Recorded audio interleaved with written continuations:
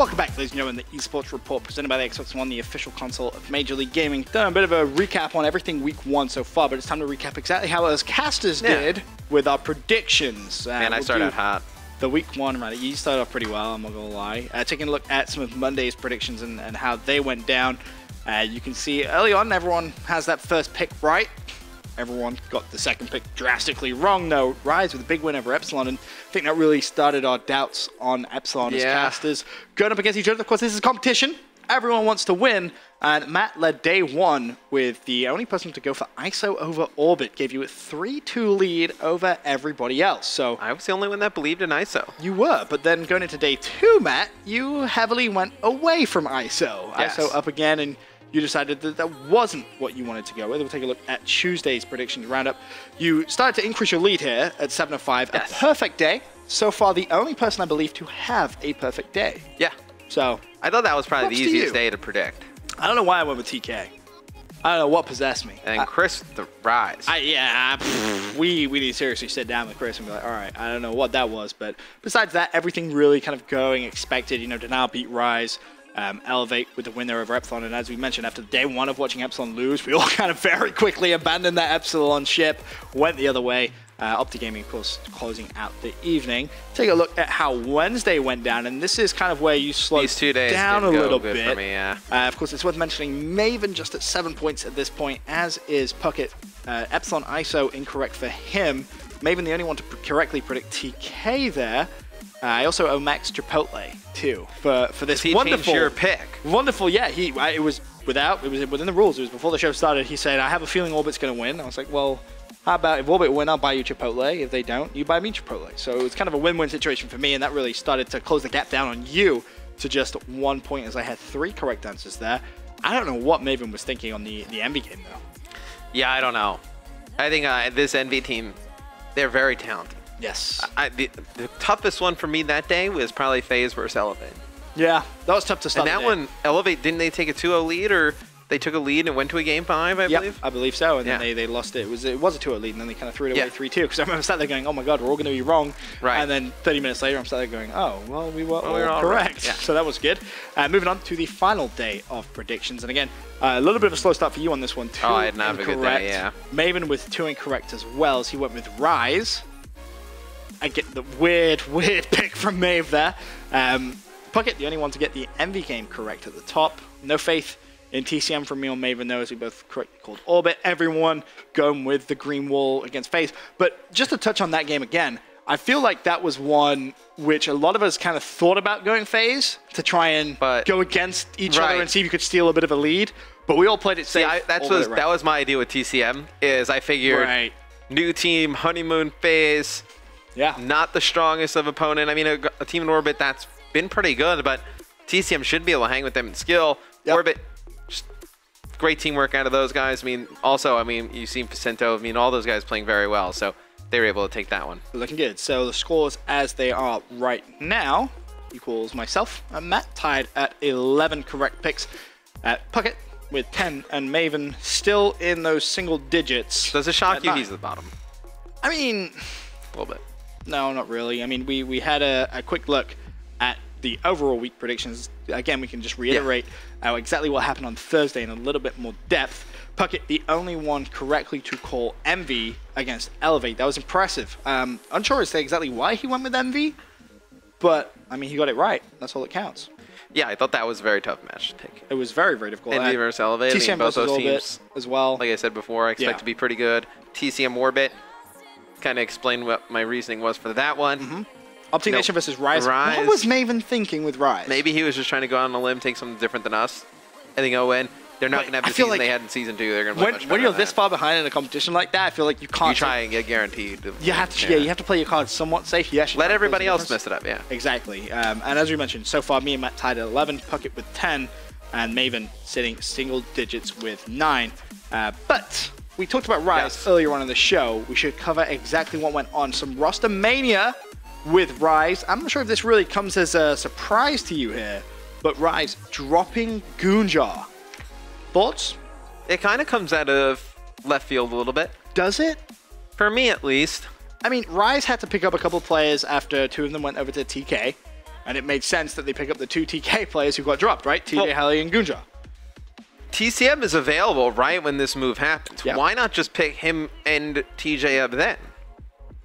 Maybe they need a Gunjar just to finish the week out, but still, I mean, at that point, you know in the back of your head that the player isn't going to be with you. That player's a free agent. It's not like the FaZe, I believe, picked him up as a sub, so TCM gets traded to Rise. Right. Gunjar goes over to FaZe as a sub, but I mean, if you knew that was going to be your roster, you might as well have picked him up from the start. Straight away. Right. Did they necessarily know that was going to be the roster? That's the big question, because you pick up Gunjar, who's been a little inconsistent on AW since playing under the Rise team. Has he wowed you? Not really. No? I mean, you look at leaving TK for Goon is like a huge step out of your comfort zone, so to speak. I mean, when was the last time he played without Sharp? Was it Envy? When he preferred the colors? Envy, that was like UMG Philly. Yeah, that was a long time ago. It's like a long time ago. I think that was the last time he left Team Calibur. That was what, the second event of Ghosts, so that's a very long time ago. Yes, that really kind of tells you the last time he was away from him. And yeah, I guess it does put you out of your comfort zone. So would you say Rise gave him enough time to No. I mean, they gave him, what, a week? That's not a ton of time to really kind of fit in. But if you look at some of his performances, though, I mean, one of the hot points we watched, she went double negative. Right. Is it an online thing with Gunjar? Because we talked about this previously, and you brought up the point the last couple of events he's played at, he's actually had some stellar performances. He's been pretty good. And it's kind of, it stinks, it comes close to another event. I mean, I don't know if we'll be seeing him at UMG this weekend. Maybe with, you never know. I mean, Rise makes a change very close to the event. You don't know. He might be able to get his way onto a good team. Goon's been a pretty good player. I mean, the event starts on Friday. Right. It's Monday. I mean, Rise just made this roster move real quick. True. And they're going to probably turn around and go there as well. Where do you see Gunjar going? That's tough. I mean, who was TCM playing with? He was playing with, like, Spacely?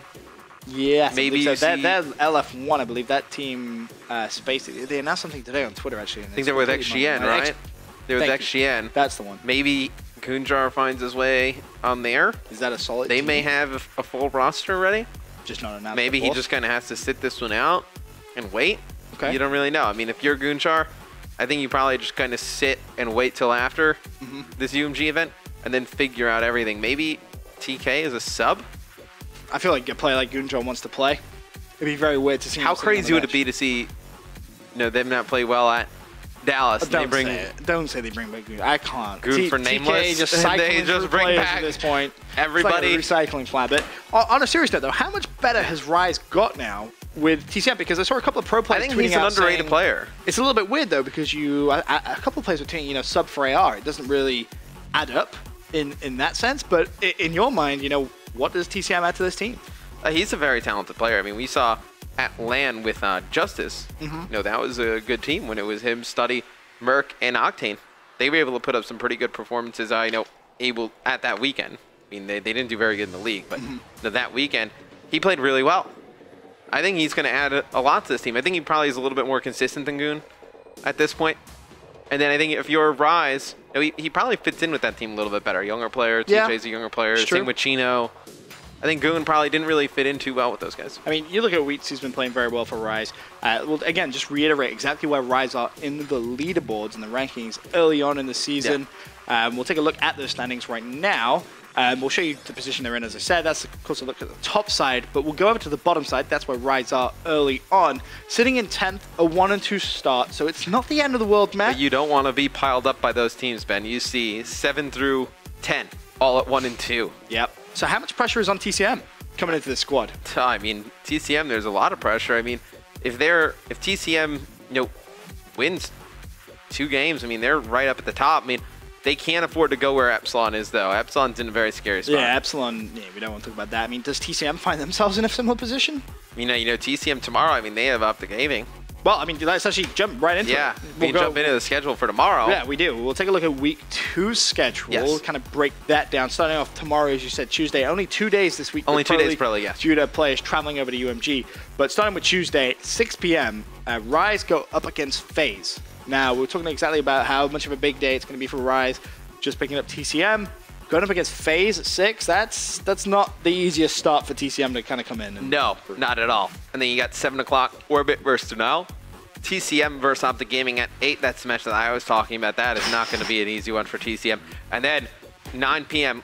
Is it too early to say that's a must-win game for Epsilon? I don't think it's a must-win, but I don't think they're going to win it either, that's for sure. I know, I think that is a must-win, yeah. I look at those games, and I think they're actually relatively easy ones to predict. Yeah, fairly, I would say. I think FaZe cruise through Rise. I think that's fair to say. Denal, who've looked great, I think they should be able to win that game against Orbit. Probably not in, a 3-0 fashion. Maybe Orbit takes 1, maybe 2 maps. Optic Gaming should absolutely obliterate TCM. A 0-2 start from them, and then Envy against Epsilon. I mean, you have to go Envy at this point, right? Right, you have to. I mean, Envy, they've looked extremely good. Epsilon, they've lost a bunch of heartbreaking games. You figure, though, I mean, if Epsilon if they get one game, I mean, they need to get this one. I mean, this is a must-win for them just to get on the board. We can actually take a look at Wednesday's Pro League schedule as well. 6 p.m. It's going to be Denial versus Elevate. That's a fantastic match. Epsilon with another tough one against Optic Nation. ISO, they'll face off against TCM. Then to round the night out, it'll be Optic Gaming versus Team Caliber. That day a little bit tougher to predict. I mean, starting off with a Denial Elevate. I mean, that is Game 5 written all over. Yeah, I think I'm edging more towards the Wolfpack. Yeah. Looking at that one, Denial starting off very strong. S&D is probably the difference in now. The season, I agree. S&D, the massive difference, and as we talked on before, Elevate a little bit struggling in that one. Then Epsilon at this point could potentially be 0-4, going up against a strong starting Optic Nation. I mean, you have to kind of look at Epsilon to pick up that win, surely, man. I mean, you'd expect a 2-0 week out of Epsilon here. I mean, if they want to really make their way back in. They lose these 2 games, Ben, and they drop to 0-5. I mean, you don't want to say dud, but it's going to be very difficult for them to make it back. I mean, at that point, you compare it to last season, that's essentially like 0-10. I think ISO versus TCM, that could be a match, a must-win for both teams in that situation. I feel like, TCM most likely going to start 0-2, bar a huge upset against Optic Gaming, which I don't think is going to happen. ISO, started off the season relatively strong. We saw them take a hard point against Optic, speaking of them.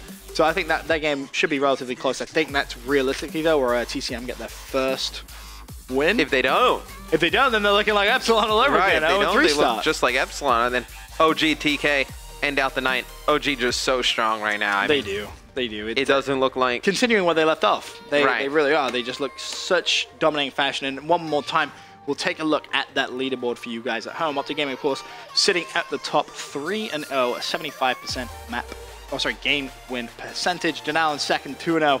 Optic Nation third, 2-1. Team Orbit, 2-1. Team Envious, 2-1 as well. And then in 6th place, FaZe, sitting at 1-1. Yeah, and then we can go down towards the bottom of the standings. You'll see 7th place is going to be ISO, 1-2. TK, 1-2.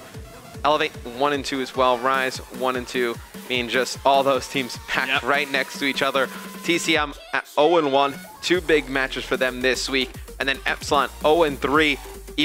Even bigger matches this week for them. Yeah, it's going to be a huge week for those teams at the bottom side of the table. Rise, of course, a new team. TCM with a slow start. Epsilon in desperate need for a win. They're going to be the teams to really watch out for on Tuesday and Wednesday. But that, of course, now will conclude today's eSports Report. Hopefully you guys enjoyed it, and we'll see you guys tomorrow.